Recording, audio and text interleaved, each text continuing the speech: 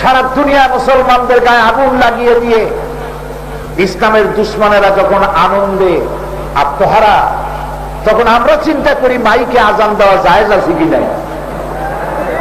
আহারে কপাল পোড়া, আহারে কপাল পোড়া। এই জন্য সেই বাগদাদের হালাকু খানের মুসলিম নিধন অভিযান যখন চলছিল, সমানে মুসলমান আলে ওলামা মারতেছে, পড়াইতেছে মুসলিম গ্রন্থাগার। এক একটা লাইব্রেরিতে 4 লাখ 5 লাখ কিতাব। চিন্তা করতে পারেন 4 লক্ষ কিতাব রাখতে কত বড় জায়গা লাগে এই মাঠে ধরবে। এক একটা লাইব্রেরিতে 4 লক্ষ 5 লক্ষ করে কিতাব। এই কিতাব পড়ে মুসলমানেরা তাদের আদর্শের উপর উজ্জীবিত হয়ে দুনিয়ায় মাথা উঁচু করে দাঁড়াবে। আগুন দাও, আগুন দেওয়া হলো হালাকু খানের নির্দেশে সমস্ত লাইব্রেরিগুলিতে। আগুনে পড়ে ধোঁয়ায় ধোঁয়াকার হয়ে গেল গোটা বাগদাদ। হালাকু খার অস্বস্তি লাগতে লাগলো। বললো এগুলো কিসের ধোঁয়া? কয় কিতাবের আগুনের ধোঁয়া। কয় এখন আর আগুন বন্ধ করো, পোড়া আপোড়া যা আছে দাস্তা নদীতে ফেলায় দাও। সমস্ত পোড়া আপোড়া পানি কিতাবগুলি যখন দাজলার মধ্যে ফেলে দেওয়া হলো, এত কিতাব ছিল দাজলার স্রোত বন্ধ হয়ে গেল। এই যখন ছিল বাগদাদের অবস্থা, ঠিক সেই সময় এক শ্রেণীর লোকেরা মসজিদের মধ্যে বসে আলোচনা করতেছিলেন ঈসা আলাইহিস সালাম যে গাধার উপরে চড়ে বেড়াতেন, ওই গাধার পেশাব পাক না নাপাক। আমি যখন পত্রিকায় পড়ি চট্টগ্রামের একটা মসজিদের মাইক দিয়ে মাইকে আজান দেওয়া জায়েজ কি না জায়েজ তাই নিয়ে ককটেল ফোটে, তারা মুসলমান নামের অযোগ্য। আল্লাহ এদের হেদায়েত করুন, জোরে বলেন আমিন। এই ধরনের কোন আলেম যদি ফতোয়া দেয়, তাকে বেঁধে পাবনা হেমায়তপুর পাগলা হাসপাতালে পাঠায় দেয়। মুসলমানদের ইজ্জত নষ্ট করেছে, মুসলিম সমাজের ইজ্জত নষ্ট করেছে। তুমি কি কাবা শরীফের আলেমদের চাইতে বড় আলেম নাকি? আমার দেশের যত আলেম আছে, বিন বাজের ছাত্র হওয়ার যোগ্যতা রাখাও কষ্টকর। আল্লাহ তাকে জান্নাতুল ফেরদাউস নসিব করুন। এত বড় আলেমরা সেখানে রাত 3-24 ঘন্টা মাইক বাজে। তুমি কোথা থেকে হাজির হয়েছো? কোন মঙ্গল হয়ে থেকে হাজির হয়েছো? প্রিয় ভাই সব, নবী করিম সাল্লাল্লাহু আলাইহি ওয়াসাল্লাম পৃথিবীতে কেন এসেছিলেন? এই জন্য শুধু নয় যে আমরা তার মতো টুপি করবো, দাড়ি রাখবো, জামা রাখবো, বাস কিচ্ছা খাবো, এটুকুনের জন্য নয়। তিনি এসেছিলেন একটি সমাজ বিপ্লব করার জন্য, একটি রাষ্ট্রীয় বিপ্লব করার জন্য। এই কথা ভুল না ঠিক? সবাইকে বলতে হবে ভুল না ঠিক। যদি তাই হয় তাহলে আমরা কি করতেছি? তাই না তাযহাবুন, মুসলিম গোষ্ঠীরা কোথায় তোমরা যাচ্ছ? আর যদি বুশ তোমাদের জুতা দিয়ে পিটায়, শারন যদি তোমাদের কানে ধরে টানে, শারন আর বুশকে দোষ দেওয়া যাবে? শোর হুয়া হ্যায় कि दुनिया से मुस्लिम हो गए नबूद, हम ये कहते हैं कि थे कहीं मुस्लिम मौजूद। আল্লামা ইকবাল বলছেন, আওয়াজ উনিশে বিশ্ব জুড়ে মুসলমান গেল, মুসলমান গেল। আমি বলি মুসলমান কি ছিল? থাকলে তো যাবে, এগুলা মুসলমান নয়। আমি বারবার আপনাদের সামনে কথা বলেছি, মরা মানুষ জিন্দা হওয়া যদি জায়েজ হতো, বাতাস পাচ্ছি না, মৃত্যু মানুষ জিন্দা হওয়া যদি কোন সুরত থাকতো, আর একজন সাহাবী যদি জিন্দা হতে পারতেন আর আমাদের দৃশ্য যদি দেখতেন, তাহলে চিৎকার দিয়ে বলতেন আল্লাহর কসম, সাহাবায়ে কেরাম জীবন দিয়ে রক্ত দিয়ে নবী করিম সাল্লাল্লাহু আলাইহি ওয়াসাল্লাম দাম মোবারক শহীদ করে যে মুসলমান তৈরি করে গিয়েছিলেন, আল্লাহর কসম এগুলি সেই মুসলমান না। আমরা খোলস নিয়ে টানাটানি করছি, আসলটা বাদ দিয়ে দিছি। নবী করিম সাল্লাল্লাহু আলাইহি ওয়াসাল্লাম, জাযাকুমুল্লাহ, আপনারা যারা দেখতে পাচ্ছেন না, আমি ক্ষমা চাচ্ছি, কারণ প্রচন্ড গরম এখানে, একটু বাতাস না হলে বলতে পারবো না। আপনারা অনুমতি দিবেন? আলহামদুলিল্লাহ। নবী করিম সাল্লাল্লাহু আলাইহি ওয়াসাল্লাম একটি বিপ্লব করতে এসেছিলেন, ইসলামী বিপ্লব। বলুন তো নাম কি? সেই বিপ্লব তরবারি দিয়ে নয়, সেই বিপ্লব মানুষকে হত্যা করে দিয়ে নয়। ইসলাম তরবারির মধ্য দিয়ে আসে নাই। ইসলামের দ্বারা দুশ্মন তারাই ইতিহাস চিত্রিত করেছে মুসলমানদের, যে জাতির ইতিহাস থেকে রক্তের গন্ধ আসে না। আমাদের জাতির ইতিহাস থেকে রক্তের গন্ধ আসে না। রক্তের গন্ধ আসে ন্যাশনালিজম, ক্যাপিটালিজম, সেকুলারিজম, কমিউনিজম। তোমাদের ইতিহাস থেকে পচা রক্তের দুর্গন্ধ ছড়া। আজ রাশিয়ার মাটি খুঁড়লে পরে লক্ষ লক্ষ মানুষের কঙ্কাল পাওয়া যায়। বিপ্লব করতে গিয়ে তারা এত মানুষ মেরেছে। আর নবী করিম সাল্লাল্লাহু আলাইহি ওয়াসাল্লাম একটি বিপ্লব করেছিলেন, সেই বিপ্লবে উভয় পক্ষের মাত্র কয়েক শত লোকের জীবন গিয়েছিল।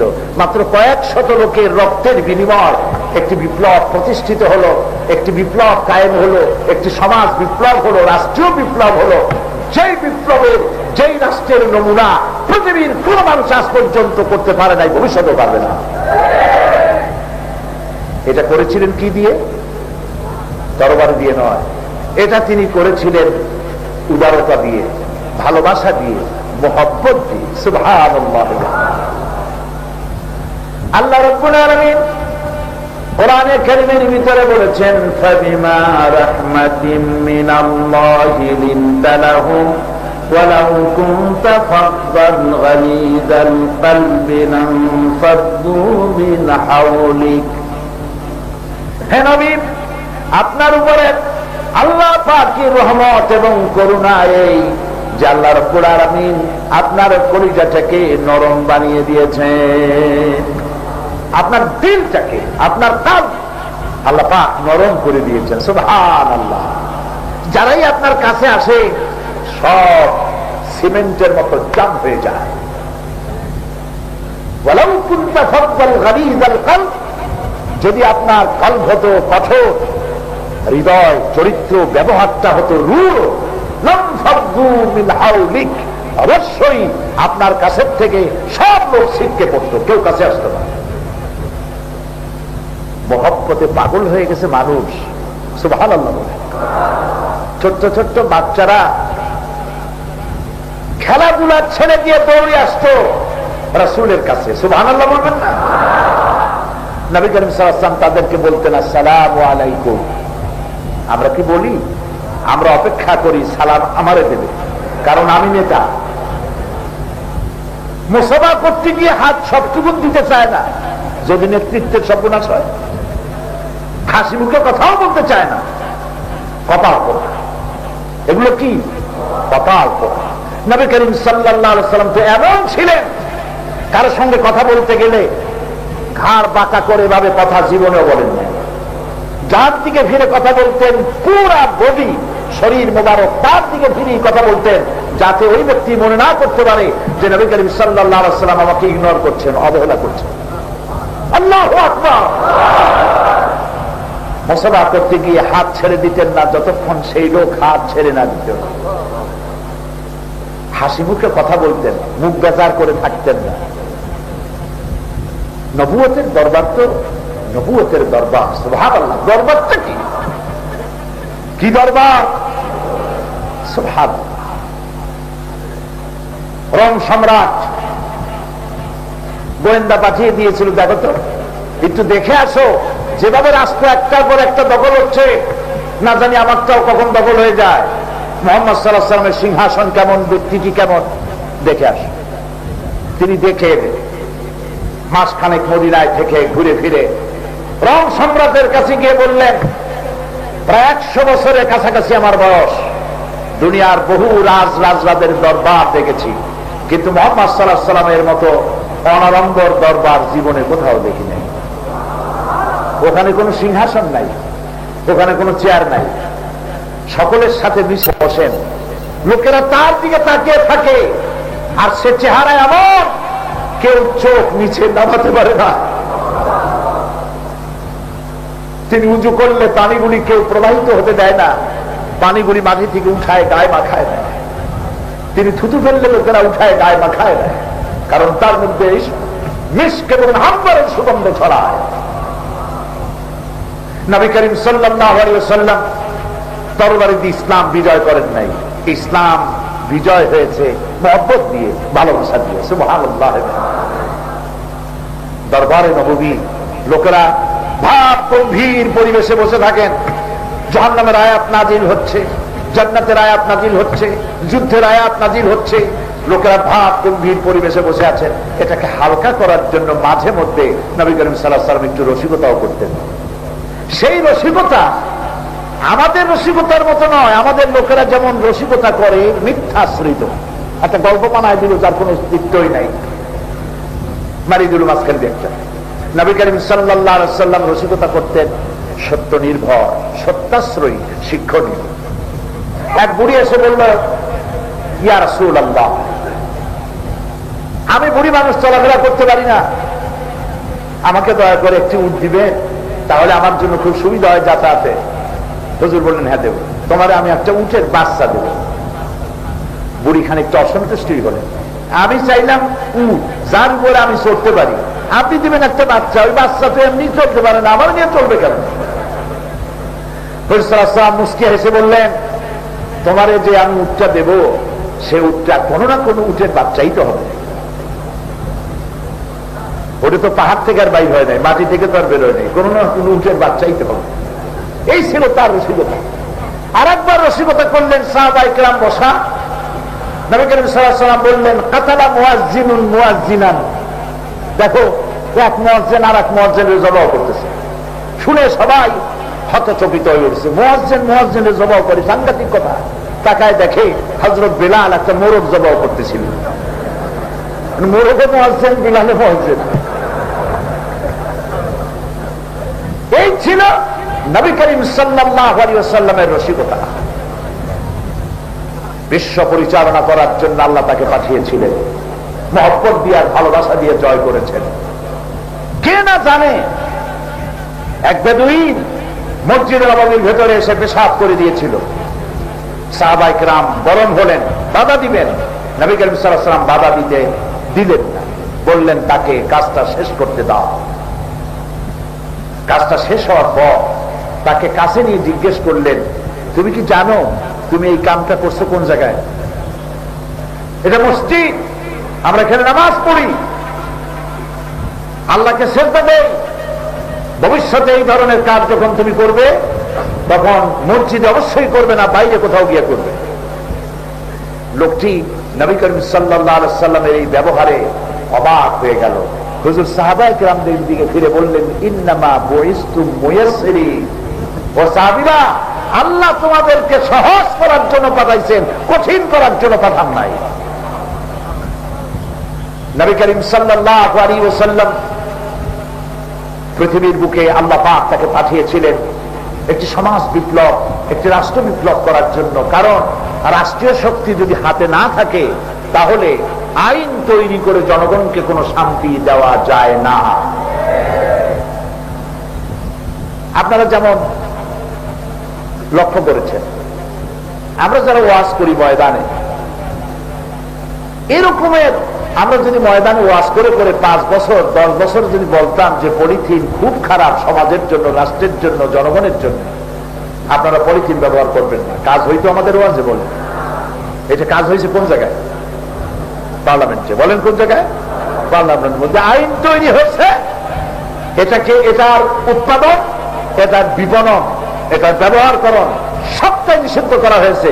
বাস ঠান্ডা হয়ে গেছে, আইন হয়ে গেছে, বন্ধ হয়ে গেছে, ঠিক কিনা?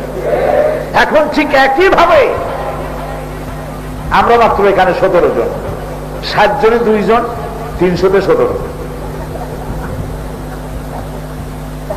যদি আল্লাহ পাক এমন পজিশনে নিতেন, পলিথিন বন্ধ হয়েছে যে কায়দায়, যে সংখ্যা দিয়া, এরকম একটা সংখ্যা যদি আল্লাহ ইসলামের হাতে দিতেন, তাহলে মদ বন্ধ করতে কি দেরি লাগতো? জুয়া বন্ধ করতে কি দেরি হতো? নবী করিম সাল্লাল্লাহু আলাইহি ওয়াসাল্লাম এটার জন্য আসছিলেন।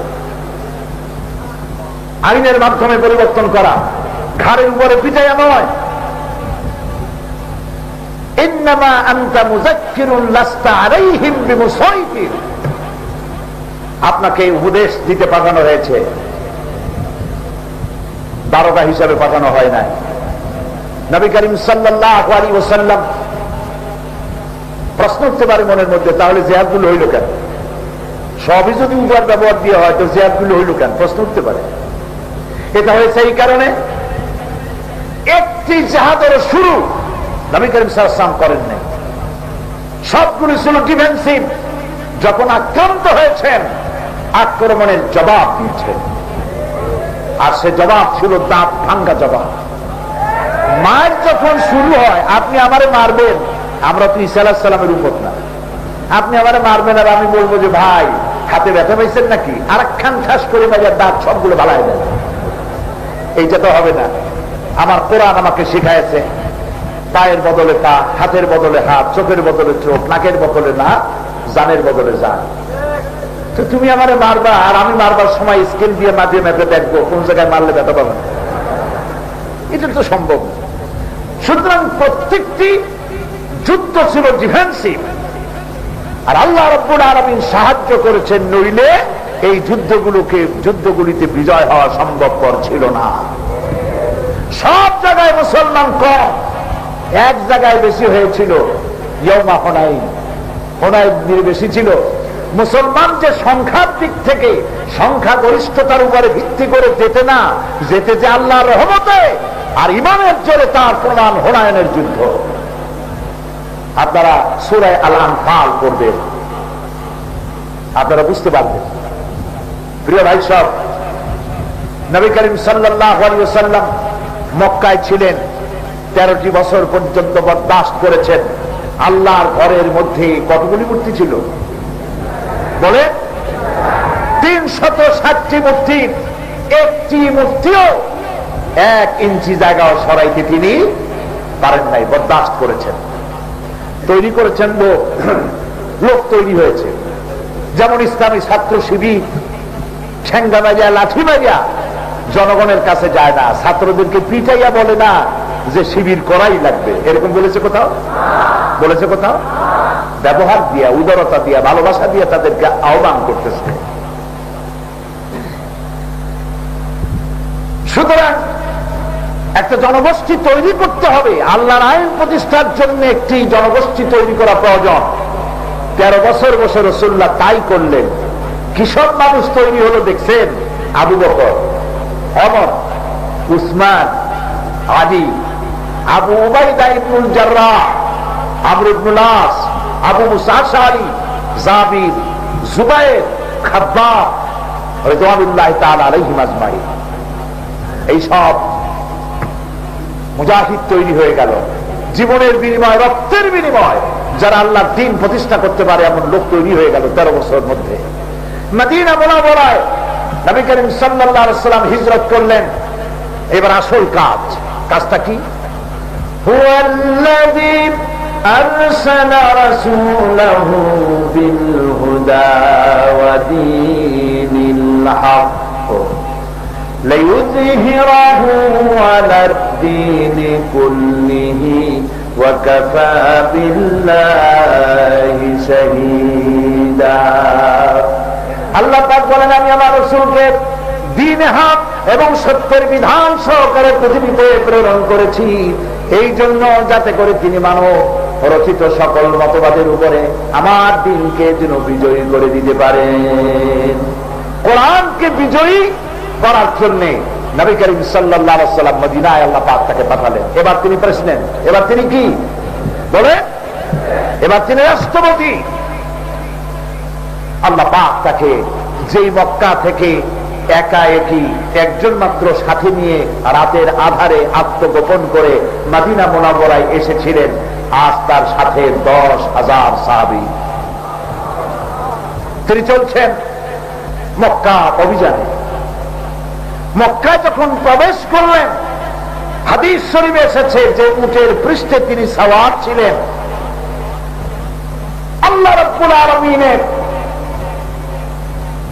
প্রতি শ্রদ্ধায়, মহব্বতে, বিনয়, এই যে বিশাল বিজয়, কাফেররা সমানে দৌড়াচ্ছে, এই মহা বিজয়ে উল্লসিত না হয়ে তার মাথা ক্রমান্বয়ে নিচু হচ্ছিল, হতে হতে হাদিস শরীফে এসেছে বারবার নবী করিম সাল্লাল্লাহু আলাইহি ওয়াসাল্লামের মস্তক মোবারক উটের পিঠের উপর এরকম পড়তেছিল। সুবহান। এই আদর্শ যারা সকলেই জানে, পৃথিবীতে কোন দেশ অথবা কোন দল ক্ষমতায় যখন আসে, যে দল ক্ষমতায় থেকে অত্যাচার করেছিল তাদেরকে নির্মম হস্তে দমন করে, মারে, পিটায়, কাটে, কচু কাটা করে শেষ করে দেয়। ঈমান আর আল্লাহর প্রতি যাদের মহব্বত থাকে, ভয় থাকে, তাদের দিল হয় নরম। সুবহানাল্লাহ। সেই জন্য তারা প্রতিহিংসা পরায়ণ হয় না। নবী করিম সাল্লাল্লাহু আলাইহি ওয়াসাল্লাম প্রবেশ করলেন মক্কা শরীফে, ঘোষণা করে দিলেন সকলকে ক্ষমা করা হলো, সাধারণ ক্ষমা। আবু সুফিয়ানকে ক্ষমা করা হলো, আবু সুফিয়ানের বাড়িতে যারা আশ্রয় নেবে তাদেরকেও ক্ষমা করা হলো। সুবহানাল্লাহ। নবী করিম সাল্লাল্লাহু আলাইহি ওয়াসাল্লাম মসজিদে হারামে প্রবেশ করেছেন, নেতারা কাঁপতেছে। কাঁপবে না? বিলালকে মারছে যারা, খাত্তাবকে মেরেছে, খুবাইবকে মেরেছে, সুমাইয়াকে শহীদ করেছে, এই সব জাহিল সব দাঁড়ায় কাঁপতেছে থরথর করে। নবী করিম সাল্লাল্লাহু আলাইহি ওয়াসাল্লাম প্রশ্ন করলেন, কুরাইশের নেতৃবৃন্দ, বলো আজকে আমার কাছ থেকে কেমন ব্যবহার আশা করো? তাদের তো কথা বলার উপায় নাই, রুহু বলার কাছে তখন জিহ্বা আড়ষ্ট হয়ে গেছে। বলছে, শুধু এতটুকু বলল, একজন উত্তম ভাই এবং একজন উত্তম ভাইয়ের ছেলে হিসেবে যে ব্যবহার পাওয়া আশা করা যায়, আমরা সেই ব্যবহার আপনার কাছ থেকে আশা করি। নবী করিম সাল্লাল্লাহু আলাইহি ওয়াসাল্লাম জবাবে কি বললেন? আল্লাহর নবী বলেন, শোনো, তোমাদের ব্যাপারে আজ আমি সেই কথাই বলবো যেই কথা আমার ভাই হযরত ইউসুফ আলাইহিস সালাম মিশরের প্রেসিডেন্ট হওয়ার পর যে 11 ভাই তাকে কুয়ার ভিতরে মারার জন্য ফেলে দিয়েছিল, ওই ভাইগুলি যখন সাহায্য নিতে এলো, হযরত ইউসুফ তাদের ব্যাপারে যা বলেছেন আমি তোমাদের ব্যাপারেও তাই বলবো। কথাটি হচ্ছে, লা তাসরিবা আলাইকুমুল ইয়াওম, তোমাদের বিরুদ্ধে আজ আমার কোনো ক্ষোভ নাই, বিদ্বেষ নাই, হিংসা নাই, প্রতিহিংসা নাই, সবাইকে মাফ করে দিলাম, আল্লাহর হস্তে মাফ করে দিলাম। নবী করিম সাল্লাল্লাহু আলাইহি ওয়াসাল্লাম উদারতা দিয়ে, ভালোবাসা দিয়ে ইসলাম প্রতিষ্ঠা করেছিলেন। এলেন মদিনায়, তৈরি হলো ইসলামী রাষ্ট্র। ক্ষমতায় গেলেন কারা? মন্ত্রী পর্যায়ে, রাষ্ট্রীয় ক্ষমতায়, বিভিন্ন সেক্টরে কারা এলেন? যাদেরকে 13 বছর বসে মক্কায় যাদেরকে বানানো হয়েছিল। সুবহানাল্লাহ। নবী করিম সাল্লাল্লাহু আলাইহি ওয়াসাল্লাম বলছেন, খায়রুল কুরুন কারনি, সর্বশ্রেষ্ঠ যুগ আমার যুগ। চুরি নাই, ডাকাতি নাই, জেনা নাই, ব্যভিচার নাই, হত্যা নাই, দর্শন নাই। কাফেরেরা দেখলো যে আমরা খামোখাই এই লোকটার সাথে বিরোধিতা করেছি, উনি তো আমাদের ধর্মের বিদ্বেষী কোন লোক না। আমরাও তো চাইছিলাম এইরকম, যেখানে বৃদ্ধরা ভাতা পাবে, যেখানে দুগ্ধ পোষ্য বাচ্চার মা ভাতা পাবে, বেকার যুবকেরা ভাতা পাবে, চুরি ডাকাতি নাই, এমন একটি সমাজ তো আমরাও চেয়েছিলাম। এই যখন অবস্থা হলো, আল্লাহ রাব্বুল আলামিন তখন নাযিল করলেন সূরা ইযা জাআ নাসরুল্লাহি ওয়াল ফাতহু ওয়া রাআইতান নাসা ইয়াদখুলুনা ফি দীনিল্লাহি আফওয়াজা ফাসাব্বিহ বিহামদি রাব্বিকা ওয়াস্তাগফির ইন্নাহু কানা তাওয়াবা। যখন আল্লাহর পক্ষ থেকে বিজয় আসবে, সাহায্য আসবে, তখন দেখতে পাবে দলে দলে লোক ইসলামের মধ্যে প্রবেশ করছে। নবী করিম সাল্লাল্লাহু আলাইহি ওয়াসাল্লামের শেষ সময় দেখা গেল আরবের চতুর্কোণা থেকে লোকের আস্তে আস্তে মুসলমান হলো, কালেমা পড়লো, লা ইলাহা ইল্লাল্লাহু মুহাম্মাদুর রাসূলুল্লাহ। কাফের আর রইল না, মুসলমান হয়ে গেল। এই ছিল ইসলাম। ঘাড়ে ধরিয়ে ঠেসে ধরে ইসলাম করা হয় নাই, মুসলমান বানানো হয়নি। আজ নবী করিম সাল্লাল্লাহু আলাইহি ওয়াসাল্লাম যে আদর্শ দিয়ে রাষ্ট্র প্রতিষ্ঠা করেছিলেন, সেটা ছিল, তার নাম হলো কোরআন। তার নাম কি বলুন? কোরআন। এই কোরআন দিয়ে যদি রাষ্ট্র পরিচালনা করা যায় তাহলে শুধু মুসলমান না, হিন্দু, খ্রিস্টান, বৌদ্ধ সবাই নিরাপদে থাকবে। এটা বিশ্বাস করেন কিনা? কোরআনের আইন চালু হলে হিন্দুদের অসুবিধা হবে? এই যে দুর্গা পূজা গেল, দুর্গা পূজা নিয়ে এক শ্রেণীর রাজনৈতিক দলের লোকেরা দেশব্যাপী ছড়ালো, পূজা এবার হবে না, ভাঙ্গে চুরে শেষ করে ভালো এই বলে একটা ত্রাস সৃষ্টি করে দিল সারা দেশে, ঠিক না? পূজা ভালো মতো হয়েছে না হয় নাই? চিটাগাঙের দুর্গার ঠ্যাং ভাঙছে, কেউ হাত ভাঙছে, পল্লা ভাঙছে, পূজা ঠিক মতো হয়েছে কিনা বলে? কেন হলো ঠিক মতো? কারণ আল্লাহ নবী বলেছেন মুসলমানদের মাঝে সংখ্যাগুরু মুসলিম দেশের ভিতরে সংখ্যালঘু যারা থাকবে তারা হবে আমানত। ওই আমানতের উপরে, সংখ্যালঘুদের উপরে কেউ যদি জুলুম করে, অত্যাচার করে, তাহলে আমি নবী মুহাম্মদুর রাসূলুল্লাহ সাল্লাল্লাহু আলাইহি ওয়াসাল্লাম কিয়ামতের দিন আল্লাহর দরবারে সংখ্যালঘুদের পক্ষ সমর্থন করে মুসলমানদের বিরুদ্ধে মামলা দায়ের করব। পৃথিবীতে কেউ এই কথা বলতে পারেনি। পেরেছে কেউ বলতে? কেউ পারেনি। এই জন্য মুসলমান যে দেশে বেশি, সেই দেশে অমুসলিমরা নিরাপদ। এই যে ভারত, আমরা 800 বছর শাসন করেছি, করি নেই? কারা? মুসলমানরা। 800 বছর। মুসলমানরা যদি পরধর্ম অসহিষ্ণু জাত হতো, হিন্দুদের একটা টিকিও টিকে থাকতে পারত না, একটা মন্দির বাঁচত না, ঠিক কিনা? মরক্কোর রাবাত থেকে শুরু করে ইন্দোনেশিয়ার জাকার্তা পর্যন্ত 750-800 বছর আমরা রাজত্ব করেছি। মুসলমান রাজত্ব করার কারণে অমুসলিমরা নিরাপদ থেকেছেন। আমাদের দেশেও সাম্প্রদায়িক দাঙ্গা নাই। হিন্দুদের ভোটগুলি পাওয়ার জন্য যারা শকুনের মতো লালায়িত, সেই দলটি সব সময় দেখতে থাকে যেখানে সাম্প্রদায়িক দাঙ্গা নাকি লেগেই আছে। আপনারা আমাকে বলেন, চট্টগ্রাম মহানগরী সুশিক্ষিত সমাজ এখানে বাস করে, লেখাপড়া আপনারা জানেন। 1947 সনের 14 আগস্ট ব্রিটিশের অধীনতা থেকে এই জমিন মুক্ত হয়েছিল 14 আগস্ট, আর ভারত মুক্ত হলো একই বছর 15 আগস্ট। আপনারা সাক্ষী দেন, 47-এর 14 আগস্ট থেকে শুরু করে 2002 সালের 20 অক্টোবর পর্যন্ত বাংলাদেশে কমিউনাল রায়ট, সাম্প্রদায়িক দাঙ্গা, হিন্দু মুসলমান খুনাখুনি মারামারি কয়বার হয়েছে? জবাব দেন। একবারও হয় নাই। যদি কেউ বলে হয়েছে, সে 100% মিথ্যাবাদী।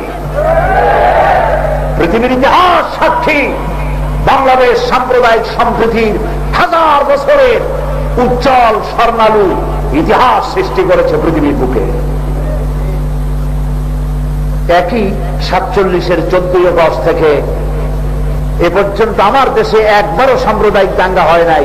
কিন্তু 47-এর 15 আগস্ট থেকে শুরু করে 2002 সালের 20 অক্টোবর পর্যন্ত প্রতিবেশী ভারত মুসলমানদের উপর আক্রমণ করেছে, মুসলমান নিধন করেছে, সাম্প্রদায়িক দাঙ্গা করেছে 18,000 বার। এই জন্যে মুসলমান পৃথিবীর সেরা জাত। মুখ ফুলায় বলতে পারি মুসলমান পৃথিবীর শ্রেষ্ঠ জাতি। এটা আমার কথা নয়, এই শ্রেষ্ঠ জাতির গৌরব আমাকে দিয়েছেন কে? কুনতুম খায়রা উম্মাতিন মুখরিজাত লিন-নাসি তা'মুরুনা বিল মা'রুফি ওয়া তানহাউনা আনিল মুনকার। তোমরা শ্রেষ্ঠ জাতি। কে বলতেছেন? কাদেরকে বলতেছেন? সেই শ্রেষ্ঠ জাতির মর্যাদায় আমরা কি আছি? বলেন আছি? সেই শ্রেষ্ঠ জাতির মর্যাদায় আমরা এখন নাই। কেন নাই? এই জন্য নাই যে রাসূলের আসল আদর্শ ছেড়ে দিয়ে শুধু মিছিল, তার সামনে আর মিলাদ এইটুকুন ধরে রেখেছি, আদর্শ ধরতে পারি নাই। যে মুসলমান নামাজ পড়ে মুখে দাঁড়িয়ে আছে, লম্বা জামা পরে, বছরে হজ করে, রমজান মুবারক উমরা করতে যায়, তিনি যখন ব্যবসা করেন ওজনে কম দেন, খাদ্যে ভেজাল দেন, বিবিকে পর্দায় রাখেন না, মিথ্যে কথা বলেন, এরকম লোক হয়তো চট্টগ্রামে না থাকতে পারে, কিন্তু বাংলাদেশে বহুত আছে বিভিন্ন জায়গায়। এই যদি হয় তাহলে রাসূলের উম্মত বলে দাবি করা আমাদের কি থাকতে পারে? নবী করিম সাল্লাল্লাহু আলাইহি ওয়াসাল্লাম ব্যবসায়ী ছিলেন, ব্যবসা কেমনে করতে হয় শিখাইছেন। বিবাহ করেছেন, স্বামী স্ত্রী ব্যবহারটা কেমন হবে তিনি শিখাইছেন। তিনি নানা হয়েছেন, নাতির সাথে সম্পর্ক কেমন হবে তিনি শিখাইছেন। তিনি প্রেসিডেন্ট হয়েছেন, প্রজার সাথে কেমন ব্যবহার করতে হবে তাও শিখাইছেন। কেমন মানুষ বানায় গেলেন আবু বকর, ওসমান, ওমর, আলী রিদওয়ানুল্লাহ তাআলা আলাইহিম আজমাইন, কেমন নেতাদের বানায় গেলেন। তিনি কেমন নিজে ছিলেন, তিনি ইন্তেকাল করলেন, হযরত আবু বকর ইন্তেকাল করলেন, ওমর রাদিয়াল্লাহু তাআলা আনহু ক্ষমতায় এলেন। রাতের বেলায় তার পাহারায় লোক নাই, তিনি জনগণের পাহারার জন্য বাড়ি বাড়ি ঘুরে বেড়ান। এক বাড়ির সামনে গিয়ে দেখেন একটা লোক ঘরের মধ্যে ঢোকে আর বের হয়, ঢোকে আর বের হয়, গভীর রাত। তিনি প্রশ্ন করলেন, তুমি কে? এই বাড়ির মধ্যে বারবার ঢোকার বের হওয়ার বিষয়টা কি? তিনি বললেন, পথিক, আপনি আমার বিপদ বুঝবেন না, আমি এই বাড়ির মালিক।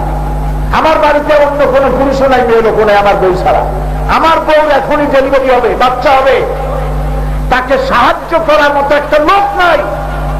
আমার স্ত্রী, আমার সন্তান প্রসব করবে, আমি তার কোনো সাহায্য করতে পারতেছি না। আমার মতো বিপদে কে বলেছে কখন? তার কান্না দেখে ওমর রাদিয়াল্লাহু তাআলা আনহু বলছেন, অপেক্ষা করো, দেখি আমি তোমার জন্য কোনো সাহায্য করতে পারি নাকি। তিনি দৌড় দিলেন। কিছুক্ষণ পরে একটি মেয়ে লোক তিনি সাথে করে নিয়ে এলেন, বললেন, তুমি বাইরে দাঁড়াও।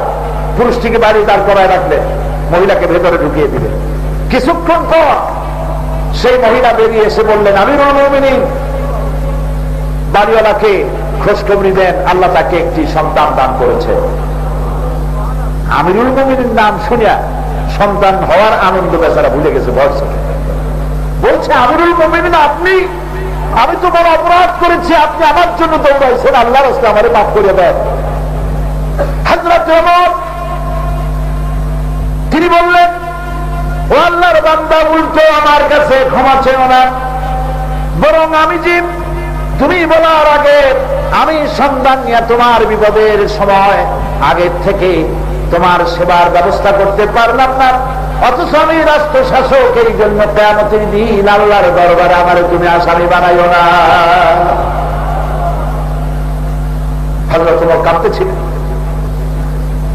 লোকটি কিছু পয়সা, কিছু পারিশ্রমিক বের করে বললেন, আমিরুল মুমিনিন, ওই যে মেয়ে লোকটাকে আনছেন, এই নার্সকে এই পয়সাগুলি দিয়ে দেন।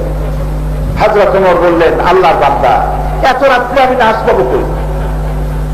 আমি কোন নার্স পাই নাই। আমি যাকে তোমার বউয়ের খেদমত করতে এনেছি সে কোন পেশাদার নার্স নয়, পয়সা দিতে হবে না, তো আমার স্ত্রী। আল্লাহু আকবার। এই হলো ইসলাম। আর আমরা কোথায়? সামান্য একটু ক্ষমতা পাইলে মানুষের সাথে কথাও কইতে পারি না, হাসি মুখে কথাও কইতে পারি না, অহংকারের খেলায় অস্থির হয়ে যায়। আমাদের উপরে আল্লাহ রহমত করবেন কেন? আজ যদি আমাদেরকে ঘুষ মারে, এ মার আমাদের পাও না। ওয়া মা আসাবাকুম মিন মুসিবাতিন ফাবিমা কাসাবাত আইদিকুম ওয়া ইয়াফু আন কাসীর। তোমাদের উপরে যত বিপদ আরোপিত হয়, সমস্ত বিপদ দুই হাতে কামাই করে নিয়েছো তোমরা, এর রিজাল্ট তোমাদেরকে ভোগ করতে হচ্ছে। তাই বলে বুশের মারকে আমি ওয়েলকাম করছি না, বুশের জন্য কোনো কিছু অপেক্ষা করছে ইনশাআল্লাহ। কারণ হচ্ছে আমার দৃষ্টিতে আমাকে কেউ কেউ বলে যে এইসব ব্যাপারে কথা বলতে গিয়ে একটু সাবধানতা অবলম্বন করবে। আমি বলি, আল্লাহর চাইতে শক্তিশালী কেউ নেই। বুশ কি আল্লাহর চাইতে শক্তিশালী? আল্লাহ এই বুশের মতো কত পুরুষ আল্লাহ দেখছে, এগুলো কোন ব্যাপারই নেই। কোনো ব্যাপারই না। এরকম মাঝে মধ্যে ফেরাউনরা মাথা উঁচু করে, আর যখনই মাথা উঁচু করে আল্লাহ কাউরে চুবাই মারে, কাউরে জুতো দিয়ে পিটায় মারে। সেই আল্লাহ আছে কি নয়? আজকে সারা পৃথিবীর মানুষকে, মুসলমানদেরকে টার্গেটে নিয়েছে সে। আমার দৃষ্টিতে মানব ইতিহাসের সভ্য পৃথিবীর ইতিহাসে এমন রূপ, এমন দুর্ব্যবহারকারী প্রেসিডেন্ট আমেরিকার জীবনে আর একজন আসছে বলে আমার মনে হয় না। মুসলমানরাই খারাপ পৃথিবীতে, আর ইহুদিরা তোমার কলিজার টুকরা। মুসলমানরাই সন্ত্রাসী, আমরা মার খাই, আমাদের জন্য কথা বলা জায়েজ নাই। वो कत्ल भी करते चर्चा नहीं होता, हम आह भी करते बदनाम हो जाता। ও হত্যা করে, সেটা নিয়ে কোনো চর্চা হয় না, আর আমি যদি আহ বলি মার খাইয়া, তাহলে বদনাম হয়ে যায়। বাট আহ বললো কেন? পিঠা আরো বেশি করিয়া। হাসতেছেন? কান্দা দরকার, চোখ দিয়ে পানি না, রক্ত বড় দরকার মুসলমানদের। তোমার মাথার উপরে কারণ আসতেছে, বুঝ কি এই শরম কি? शेर की सर पे बिल्ली खेल रही, शेर की सर पे बिल्ली खेल रही, कैसा है मुसलमान का बदनसीब, शहादत की तमन्ना भूल गई, तस्बीह की दानों में जन्नत ढूंढ रही। সিংহের মাথার উপরে বাঁদরের লাফালাফি করছে, ইঁদুরের লাফালাফি করছে, মুসলমানদের বদনসিব। শাহাদাত কি তামান্না ভুল গই, এই জাতি জিহাদ এবং শাহাদাতের তামান্না ভুলে গিয়েছে। জিহাদের তামান্না কলিজার ভেতরে যদি না থাকে, ওই অবস্থায় যদি মারা যায় মুনাফিকের মউত হবে। জিহাদ চলবে কিয়ামত পর্যন্ত। কোন পর্যন্ত? নামাজের মতোই ভরস। এই জিহাদ মানুষেরা ছেড়ে দিয়েছে, শাহাদাতের তামান্না নাই। তসবিহ দানার মধ্যে বেহেশত খোঁজে, কোন বেহেশত কোন জায়গায়, কোন বেহেশত কোন জায়গায়। তসবিহ দানার মধ্যে জান্নাত পাওয়া যাবে না। আর জান্নাত তাহাতা জিলালি সায়ুফ, জান্নাত তরবারির ছায়া করে। সুবহানাল্লাহ। এই জাতির উরুজ এবং জওয়াল, এই জাতির উন্নতি আর অবনতি কেমনে হয়? বিশ্বকবি আল্লামা ইকবাল, কবি সম্রাট রাহমাতুল্লাহ আলাইহি, তিনি বলছেন জাতির উন্নতি আর অগ্রগতি কেমনে হয়, অবনতি কেমনে হয়, তার ইতিহাস তোমারে শোনাই। এই জাতির হাতে যখন থাকে কোরআন, এই জাতির হাতে যখন থাকে শমশির, তখন দুনিয়ার নেতৃত্ব তার পায়ের উপরে চুমা খায়।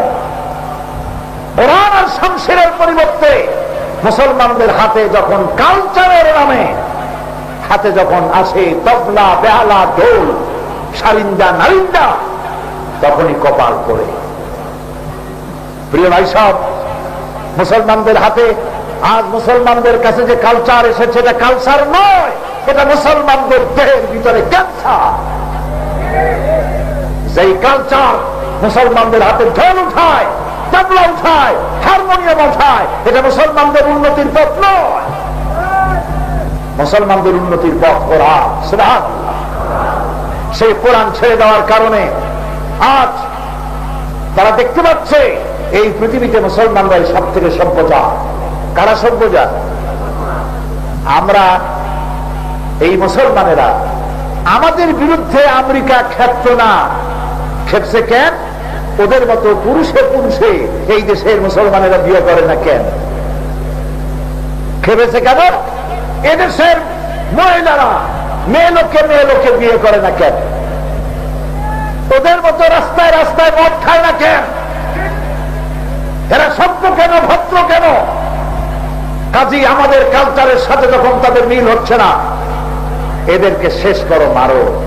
এ কথা তো আল্লাহ বলছেন 1400 বছর আগে। ওয়ালান তারদা আনকাল ইয়াহুদা ওয়ালান নাসারা হাত্তা তাত্তাবিআ মিল্লাতাহুম। ওয়ালান, কখনোই ইহুদি আর খ্রিস্টানেরা তোমাদের উপরে খুশি হবে না যতদিন তোমরা ইহুদি আর খ্রিস্টান না হয়ে যাচ্ছ। কথা বুঝে আসছে ভাই? কথা বুঝতেছেন? তাই আজ যেখানে যা হয় সেজন্য মুসলমানেরা দায়ী। বালি দ্বীপে, বালি দ্বীপ কোথায়? ইন্দোনেশিয়া। আমরা এখন সব চিনে ফেলতেছি। বালি দ্বীপে বোমা বিস্ফোরণ হলো, কোন তদন্ত করা নাই, কোন ইনকোয়ারি নাই। বোমা বিস্ফোরণের সাথে সাথে বলে দিল এটা ইসলামী দলের লোকেরা করেছে। এর নামও নাকি ভদ্রলোক, এর নামও নাকি প্রেসিডেন্ট, এর নামও নাকি গণতন্ত্রের ফেরিওয়ালা। নির্লজ্জ, বেহায়া। কোন তদন্ত ছাড়া কোন ভদ্রলোক কাউকে আসামি বানাতে পারে? আমরা জানি বালি দ্বীপে এই হামলা কেন। কারণ হলো মাত্র 5 বছরের আন্দোলনের মধ্য দিয়ে ইন্দোনেশিয়ার পূর্ব তিতুমিরকে তোমরাই জাতিসংঘের ফতোয়া দিয়া স্বাধীন বানায় দিছ। মুসলিম দেশ ইন্দোনেশিয়াকে খর্ব করার জন্য আবার বালি দ্বীপে রহস্যজনক বোমা বিস্ফোরণ ঘটিয়ে এটাকেও স্বাধীন করে আস্তে আস্তে করে ইন্দোনেশিয়াকে ইতিহাসের বুক থেকে সরিয়ে দেওয়ার ষড়যন্ত্রই মাত্র।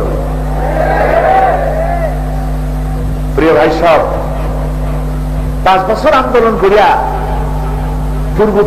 পূর্ব তিমুর স্বাধীন হয়ে গেল। 50 বছর স্বাধীনতা আন্দোলন করল ফিলিস্তিনি মুসলমান। 50 বছর স্বাধীনতা আন্দোলন করল কাশ্মীর।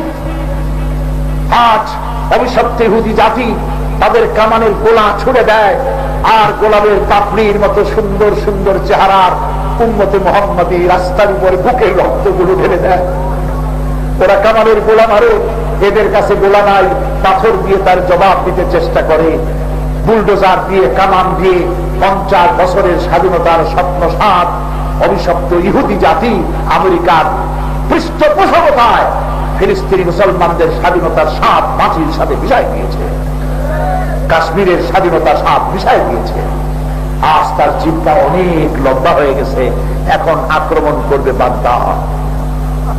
বাগদাদ, এখানে শুয়ে আছেন আল্লাহর এক মাহবুব বান্দা, কুতুবে রব্বানী মাহবুবে সুবহানী শেখ মহিউদ্দিন আব্দুল কাদের জিলানী রাহমাতুল্লাহ আলাইহি সহ বহুত পয়গম্বরদের মাজার রয়েছে ইরাকের বুকে, বহুত আল্লাহর ওলির মাজার রয়েছে, সাহাবায়ে কেরামদের মাজার রয়েছে ইরাকের বুক জুড়ে।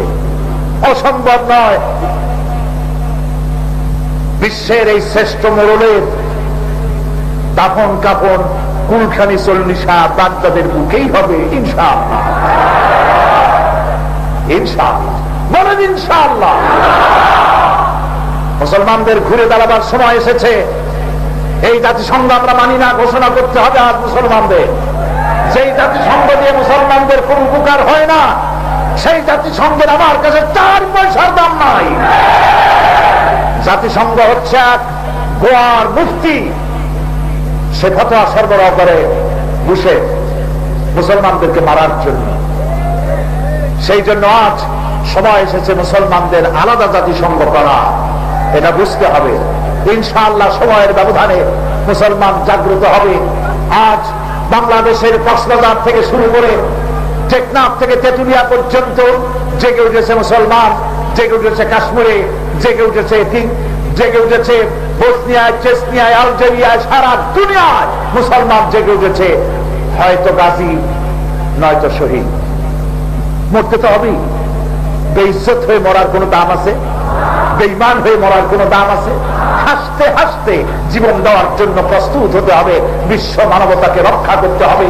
গণতন্ত্রের নামাবলী গায়ে দিয়ে গণতন্ত্রের ঠিকানা যারা পৃথিবীকে নিজের পায়ের তলায় নিতে চায়, তার থেকে পৃথিবীকে উদ্ধার করতে এগিয়ে আসতে হবে। এবং তার ফর্মুলা দিয়েছেন বিশ্বনবী মুহাম্মদুর রাসূলুল্লাহ সাল্লাল্লাহু আলাইহি ওয়াসাল্লাম। দাঁড়ানো ভাইরা বসেন, আমি আপনাদেরকে নিয়ে মুনাজাত করতে চাই। এক ভাই মুসলমান হওয়ার জন্য আসছেন, ওনার নাম গোলাপচাঁদ দাস, পিতা যদু দাস, বাংলা বাজার, কোতোয়ালি, বরিশাল। এখানে কি করেন? এখানে কাজ করেন। এখন উনি পছন্দ করেছেন নাম হবে নুরুল আমিন। বলেন লা ইলাহা ইল্লাল্লাহু মুহাম্মাদুর রাসূলুল্লাহ, আল্লাহ ছাড়া কোন ইলাহ নাই, মাবুদ নাই, মুহাম্মদ সাল্লাল্লাহু আলাইহি ওয়াসাল্লাম আল্লাহ প্রেরিত রাসূল। আশহাদু আন লা ইলাহা ইল্লাল্লাহু ওয়াহদাহু লা শারীকা লাহু ওয়া আশহাদু আন্না মুহাম্মাদান আবদুহু ওয়া রাসূলুহু।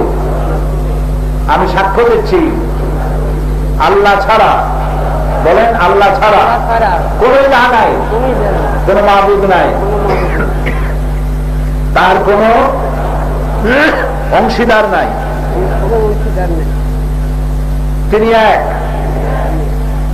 আমি আরো সাক্ষ্য দিচ্ছি মুহাম্মদ সাল্লাল্লাহু আলাইহি ওয়াসাল্লাম আল্লাহর বান্দা এবং তার রাসূল। বলেন আসসালামু আলাইকুম। আপনারা সবাই তার জন্য দোয়া করেন, আল্লাহর জন্য তাকে দীর্ঘজীবী করেন, ঈমানের মুখ দেন এবং সত্যিকারের মুসলমান হয়ে জীবন যাপনের তৌফিক দেন। সবাই বলেন আমিন, আল্লাহুম্মা আমিন। রব্বানা যালামনা আনফুসানা ওয়া ইন লাম তাগফির লানা ওয়া তারহামনা লানাকুনান্না মিনাল খাসিরিন।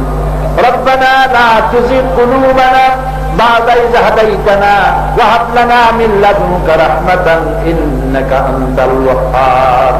আয় আল্লাহ তাআলা, আজ এই লাল দিঘির ময়দানে লাখো জনতার হাত আমরা একত্রিত উচ্চ করেছি তোমার বারে, তোমার হাবিবের আলোচনা, তোমার কোরআনের আলোচনা যা কিছু হয়েছে, মেহেরবানি করে সওয়াবটুকু জনাবে মুহাম্মদুর রাসূলুল্লাহ সাল্লাল্লাহু আলাইহি ওয়াসাল্লামের রূহ মুবারকে পৌঁছায়া দাও রব্বুল আলামিন।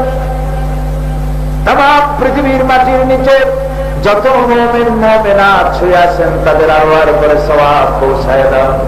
আমাদের মা বাপ যাদের দুনিয়া থেকে বিদায় হয়ে গেছে, কবরগুলিকে জান্নাতের টুকরা বানায়া দাও। রব্বিরহামহুমা কামা রব্বায়ানি সগীরা। সবাই পড়ে রব্বিরহামহুমা কামা রব্বায়ানি সগীরা। হে আল্লাহ তাআলা, সারা জীবন আমরা গুনাহ করেছি, আজ আমরা তোমার দরবারে পবিত্র মাস শাবানে তোমার দরবারে হাত করেছি আমাদের গুনার জন্য। আল্লাহ তুমি দয়া করে আমাদের জিন্দেগীর গুনাহ মাফ করে দাও রব্বুল আলামিন। আমাদের মধ্য থেকে যারা বিদায় হয়ে গেছে, আওলাদে রাসূল আব্দুল আহাদ আল মাদানী, বাইতুস শরবের পীর সাহেব, গারাঙ্গিয়ার পীর সাহেব, আয় আল্লাহ তাআলা মাওলানা সিদ্দিক আজাদ, মাওলানা আব্দুল লতিফ সহ আমাদের মুহিব্বিন, আমাদের মুখলিসিন, আল্লাহ তাআলা আমাদের মুরব্বী যারা দুনিয়া থেকে বিদায় হয়ে গেল, তাদের জীবনের সাইয়্যাত গুলি হাসানাত দিয়া বর্তায়া দিও। জান্নাতুল ফেরদাউসের মেহমান তাদেরকে বানায়া দিও রব্বুল আলামিন। तमाम পৃথিবীতে আজ মুসলমানেরা বড় বিপদে। আয় আল্লাহ পাক, তুমি দয়া করে অভিশপ্ত ইহুদিদের হাত থেকে প্যালেস্টাইনের মুসলমানদেরকে আজাদ করে দাও। ভারতের কাফের সরকারের হাত থেকে আল্লাহ তুমি দয়া করে কাশ্মীরকে চিরকালের জন্য আজাদ বানায় দাও।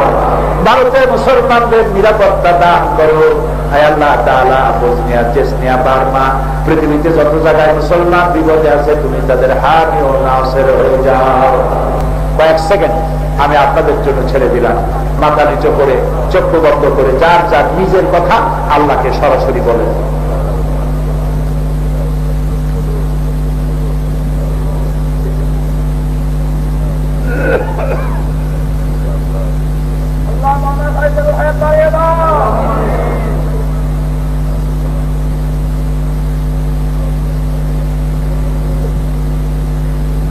আল্লাহ তাআলা, তোমার এই গোলামেরা আমরা সবাই মিলে তোমার কাছে হাত তুলেছি, কে কি চেয়েছি তুমি ভালো করে জানো। আল্লাহ তাআলা, তুমি দয়া করে আমাদের নেক আশাগুলি পুরা করে দিও। বাইতুস শরফের মরহুম হযরত পীর সাহেব কেবলা, তিনি যে মাদ্রাসা করে গেছেন, মসজিদ করে গেছেন সারা বাংলাদেশে, সবগুলি সুন্দরভাবে সুচারুরূপে পরিচালিত হতে পারে আল্লাহ তৌফিক দিয়ে দাও। বর্তমান পীর সাহেবকেও মরহুম সাহেবের কদম কদম চলা তৌফিক দান করে দাও সর্বক্ষেত্রে, তাকেও তুমি সুস্থ রাখো আল্লাহ তাআলা। সব আলেম ওলামা যারা আছেন সমস্ত ওলামা হাজারাতের উপরে রহমত নাজিল করো আল্লাহ। এই চট্টগ্রামকে ইসলামী আন্দোলনের দুর্গ বানায় দাও আল্লাহ তাআলা। এই চট্টগ্রামের মুসলমানদেরকে গোটা বাংলাদেশের মুসলমানদের নেতৃত্ব দেওয়ার তৌফিক দিয়ে দাও। ربنا تقبل منا إنك أنت السميع العليم وتب علينا إنك أنت التواب الرحيم. سبحان